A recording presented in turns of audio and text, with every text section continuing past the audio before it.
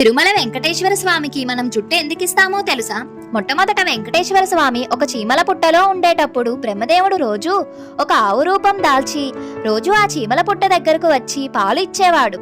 అది గమనించిన ఆవుల కాపరి ఆవును తన పశువుల దండంతో అంటే పెద్ద కర్రతో ఆవుని కొట్టబోతాడు.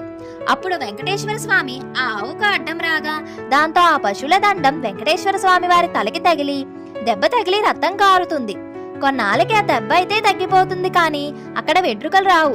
ఒకసారి వెంకటేశ్వరుడు కొండ మీద పడుకొని ఉండగా ఆకాశ మార్గాన వెళుతున్న నీలాదేవి అనే గంధర్వ కన్య వెంకటేశ్వరుని చూసి కిందకి వస్తుంది. తలకి తగిలిన దెబ్బను చూసి ఎంతో బాధతో తన తలలో కొన్ని వెంట్రుకలను తెంపి వెంకటేశ్వరునికి ఇస్తుంది. అప్పుడు వెంకటేశ్వరుడు ఇలా చెప్తాడు, నా అందం కోసం నీ అందం పాడు చేసుకున్నావు కదూ. కలియుగంలో కొండ మీదకి వచ్చిన నా భక్తుడు జుట్టు ఇచ్చే సాంప్రదాయం మొదలవుతుంది. ఆ జుట్టు యొక్క శక్తి మొత్తం వేరే భూలోకంలో ఉండే నీకు దక్కుతుందని చెబుతారు.